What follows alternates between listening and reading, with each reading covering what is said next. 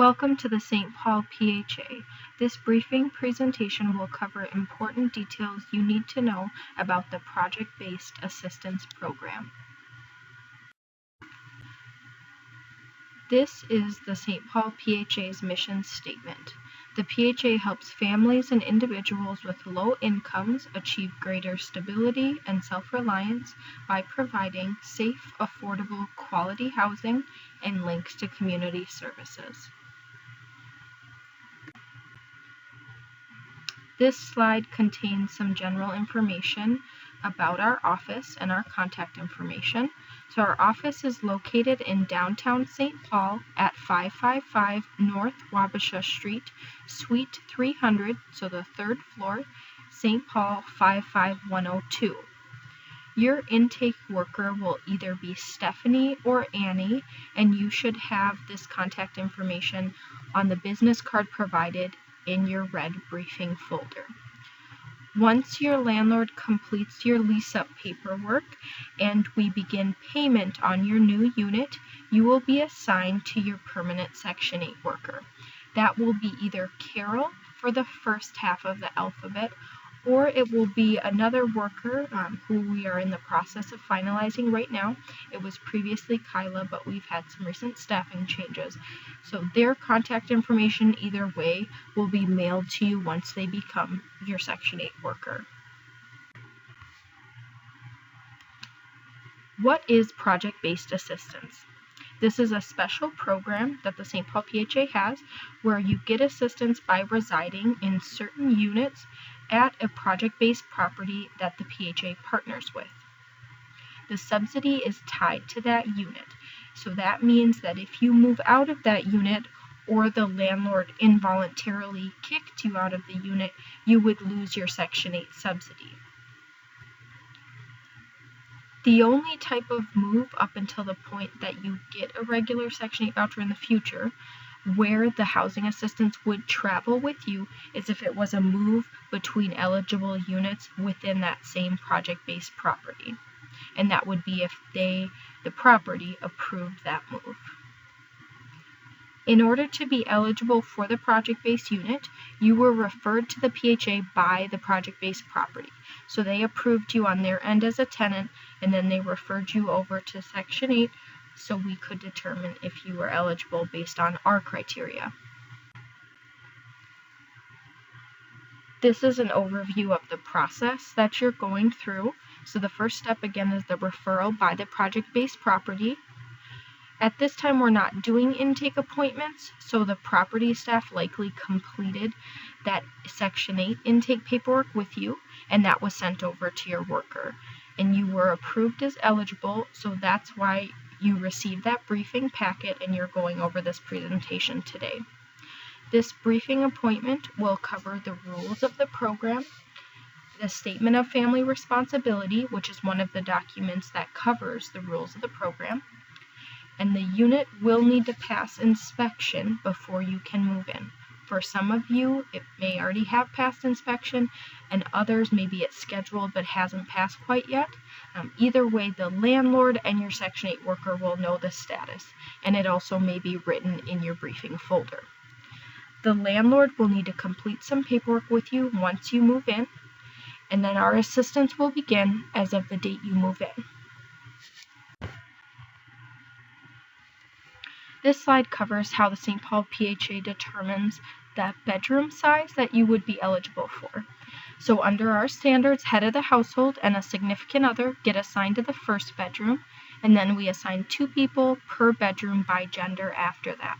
So say, for example, if it's head of the household and they have 2 sons, they would be eligible for a 2-bedroom unit.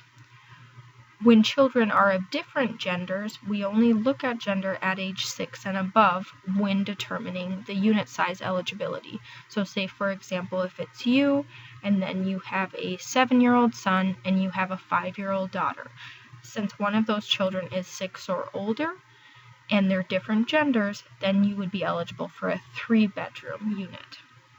Oftentimes, for the project-based program, you may be referred for a smaller unit size than the voucher size that Section 8 would approve for you based on this calculation I just explained, and that's often just because that property does not have a larger unit available and your family will not be overcrowded in that smaller unit size, so it's okay for them to refer you for that smaller unit size.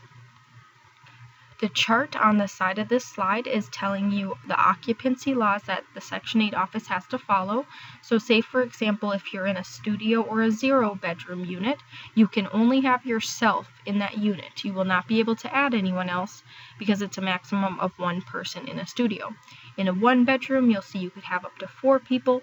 Typically, a landlord wouldn't be quite as generous with how many people they would allow in those larger unit sizes, so typically you don't have to worry about this except if you are in a studio where you just have to remember it can only be yourself.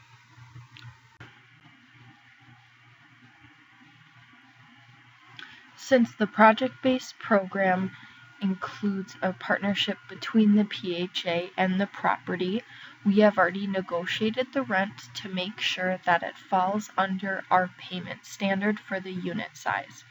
Because the unit falls under the payment standard, your portion of rent is based on 30% of your monthly adjusted income minus any mandatory utilities you are responsible to pay at that unit.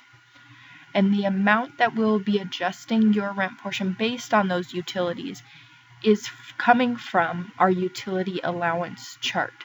A copy of that chart is in your briefing folder. It will be on the same sheet that has the payment standards chart on the top.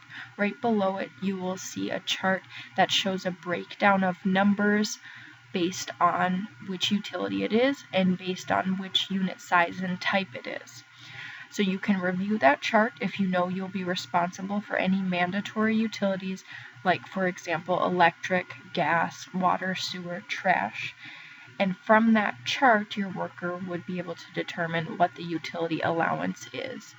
If you have any questions about that, feel free to contact your worker, or the property may also be able to help you understand that when you're signing your lease, because they are familiar with how the PHA does that calculation. Basically, we will lower your rent portion based on the 30% of your monthly income based on those utilities that you're responsible for, making your rent portion more affordable for you because it takes into account the utility bills as well. All units have to pass the Section 8 inspection before we can begin assistance and before you can move into the unit. The reason we do an inspection is to make sure the unit is safe and up to codes. Again, the unit has to pass inspection before assistance can begin, and with the project-based program, you may not move in prior to the unit passing inspection. St. Paul PHA only can help with the base rent for the unit, so we do not have funds to help with a security deposit or any other optional add-ons to the base rent. For example, if the landlord offers you a garage for an additional $50 a month, that would be something you would have to pay directly in addition to that 30% of your monthly income rent portion that we would determine for you. If you need assistance with the security deposit, most clients will go to Ramsey County Emergency Assistance to apply, and there is a resource list in your folder with the number for Ramsey County Community Human Services. That initial move-in inspection is set up directly with the landlord. You may have the status of that inspection already written in by your worker in the briefing folder. If not, you can contact the landlord to figure out the date of that inspection or figure out whether it has already passed. Annual inspections will get scheduled with you through the mail once a year once you are on the program. You do need to make sure for that annual inspection you have an adult present the day of that inspection to let the inspector in. We do not have keys to all 4,000 plus units on our program, and that is why it is the family's responsibility to make sure they're present that day to let us in. The number for inspections is provided here in case you have any further questions. It's 651-298-5087. It's also written in the briefing folder. Lead-based paint is one hazard the inspectors have to look out for, and this is a picture of what that may look like. The general rule of thumb is that there's no chipping, peeling, or otherwise defective paint, and the landlord is required to disclose to you if they know of any lead-based paint on the premises. This is especially a concern if you have any children 6 or younger, because in those cases the federal law requires that landlords have to take extra special precautions to ensure that lead-based paint is not present or it has been mitigated. Once the unit has passed inspection, Section 8 assistance will begin as of the date you move in. The landlord determines when you can move in, so even if your unit has already passed inspection, you would have to wait to move in until the date that the landlord tells you. Once the unit passes inspection and your worker has been notified of your move-in date by the project-based property, that's when your worker will be able to send out a notice of your official rent portion within 1 week through the mail. Because you already have the information in the briefing folder about what 30% of your monthly income is, and then you can easily determine what the utility allowance is for your unit based on if you do pay any mandatory utilities out of pocket, you can easily estimate that rent portion before you get that letter. That letter is just more the final notice for your records. We will send a copy of that letter to both you and the landlord at that time. With the copy we send to the landlord, we send out documents called contracts that the landlord will sign with you and return to our office so that we can begin payment on the unit. This slide covers the relationships that exist under the Section 8 program. Between the St. Paul PHA and the tenant, there's the Statement of Family Responsibility. You were sent 2 copies of this document in your folder, along with something called the Family Obligation Certification. Both of those documents you have 2 copies of because one you'll need to initial, sign in date and return, and the other is for your records.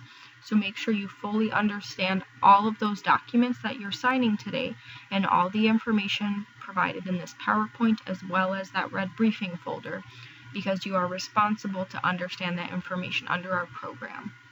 If you did ever end up violating one of the rules listed on the Statement of Family Responsibility or Family Obligation Certification, that could lead to a loss of your Section 8 assistance. So again, it's very important you review those documents at this time when you're new to the program. If you have any questions, please contact your intake worker. Between the St. Paul PHA and the landlord, there's the Housing Assistance Payments or HAP contract, and that sets guidelines a landlord has to follow to participate in our program. Between the landlord and the tenant, there's the lease. The lease is a legally binding agreement between just you and your landlord. So if you ever have any questions about it, or you feel unsure about something your landlord's doing, you would want to contact legal aid for free legal advice or Homeline. Both the numbers for those resources are on the resource list provided in your briefing folder. And that's just because Section 8 is not a legal advocate. We're not a tenancy advocacy group. So in those cases, you would need to contact a legal expert for advice.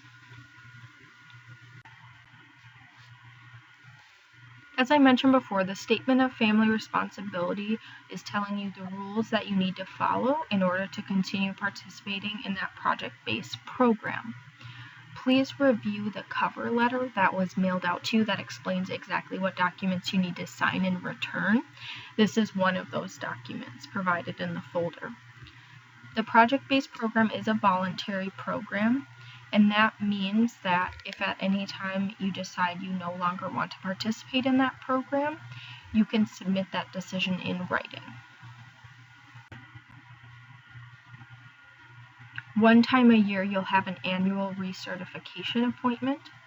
The purpose of that is to make sure we have everything up to date in your file, recalculate rent portions, and make sure your household is still eligible for continued assistance.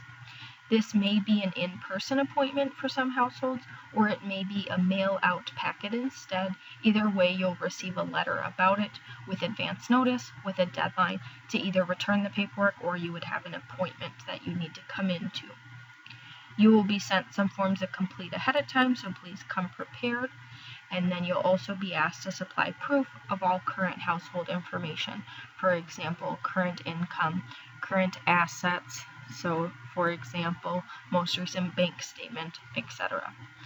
Interim recertifications are when a change happens in the household outside of that annual certification period. So that could be a change in income, maybe there are changes in who is living in the household. You are required to report all changes in writing within 10 business days from the date of the change. And that is written on that family obligation certification document. So again, this is one of the most important rules that you understand you must follow starting now as soon as you're on the program. When a change occurs, you want to report it again within 10 business days from the date it occurred. So say, for example, you received a letter from Ramsey County today telling you that your county benefits will be ending. You would want to report that in writing within 10 business days from the date that you received that letter. If, for example, someone in your household is hired by an employer, you want to report that change within 10 business days from the hire date. Do not wait until you get your first pay stub, because that will likely already be over that 10-day policy. In writing means that you could email the change report in, you could fax it in, mail it in, or drop it off at the PHA office, but you cannot ever call to report a change because it will not count as reporting it. It is your responsibility to supply proof of any change you're reporting. Changes may or may not affect your portion of the rent. Either way, you will receive a letter in the mail from your worker explaining if a change is necessary for the rent portion or if not. There is a change reporting form for your convenience on the left side of your folder. You can easily fill that out to report any changes to the Section 8 office and then attach whatever proof you have. There are more copies of that change form on the St. Paul PHA website, which is stpha.org. Then you'll click on Section 8 and then Tenant Forms, and you'll see some common forms you'll have to use on the program at that link. You can also contact your Section 8 worker to mail you copies if you do not have access to the internet or to a printer. Changes are not processed immediately, and so it's very important, again, you're reporting all changes within the 10 business day policy, because they won't be evaluated or they won't take effect immediately. For example, if you report a loss of income on July 15th, you will not see a decrease in your rent portion until September 1st, because the effective date is the first of the month, 30 days out from when you reported that loss of income in writing to your worker. So again, it's very important you report it as soon as possible so that it can take effect as soon as possible per that policy. With an increase in income or any kind of change that would lead to an increase in the tenant rent portion, you get that grace period, because again, it will take effect first of the month, 30 days out from the date that income began. So again, if someone was hired by a job on July 15th, you would see that increase in your rent portion for September 1st.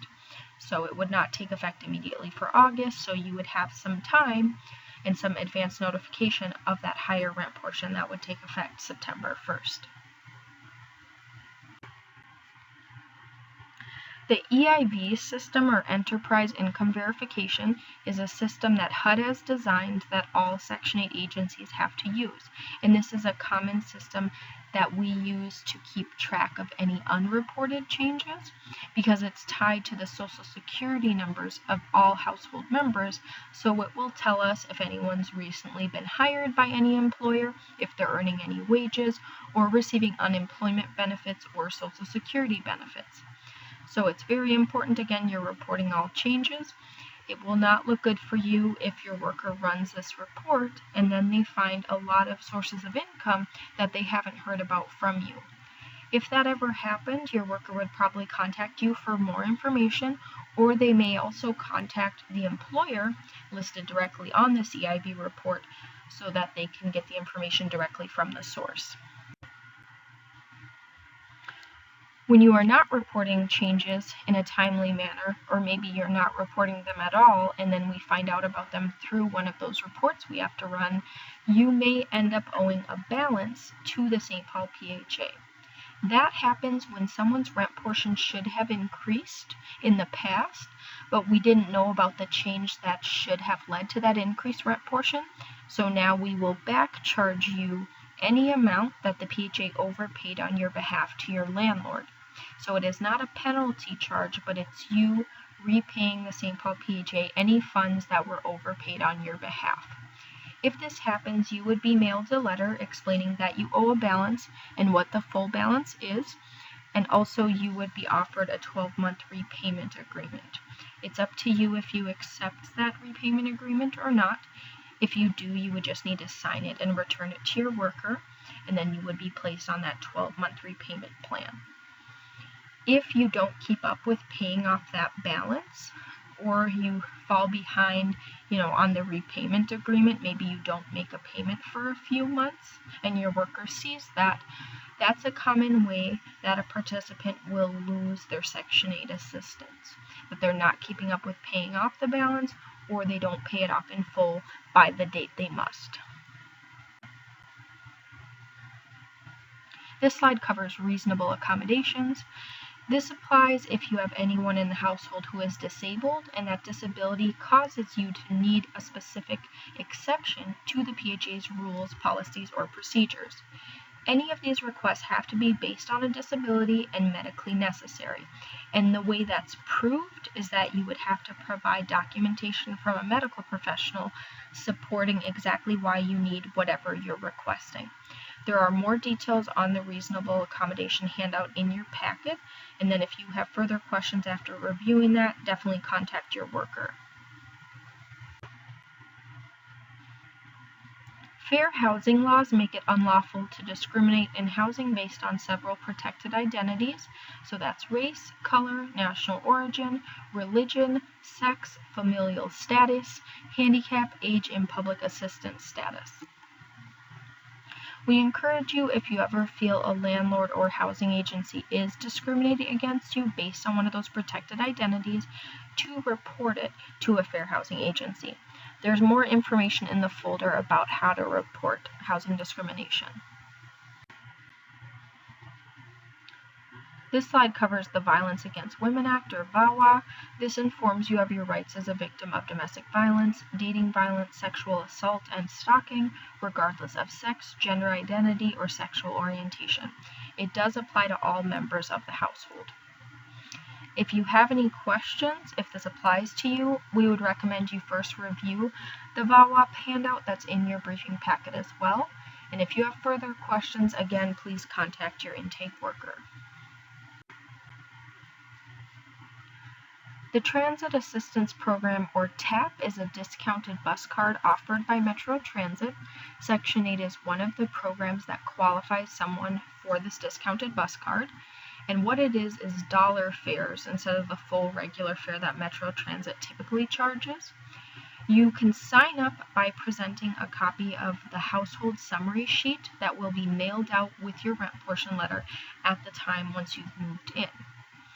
With that letter will come a TAP flyer as well with more details so that you can remember how to sign up if you're interested in signing up. If you have any questions, we recommend that you contact Metro Transit's customer relations. The number for that, and this will be on the flyer as well, is 612-373-3333. This slide covers how you can receive a regular Section 8 voucher or Housing Choice voucher. After 12 months living in the project-based unit that you were referred for, that is when you are eligible to submit a written request to your worker to be added to the waiting list for the Housing Choice voucher. We cannot predict when you will actually receive a regular voucher, but again, if this is something you're interested in, you can do it as soon as you've hit 12 months living in that project-based unit. You can also wait longer than that, just so you know. You could wait 16 months or 2 years. It doesn't matter, it's just available to you after 12 months. When you are offered a regular voucher, you would be sent a letter, and then you would have a deadline by which you would have to respond and let your worker know if you are accepting that voucher or declining that voucher. If you accept that regular voucher, it means you have to move out of the project-based unit. Of course, you will first need to find another unit with the regular voucher, and you'll also have to give proper written vacate notice. And so you won't immediately have to move out, but you have to understand that you cannot use the regular Section 8 voucher at a project-based unit if you decide, you just want to stay at that current unit, because that unit is already subsidized under this project-based program.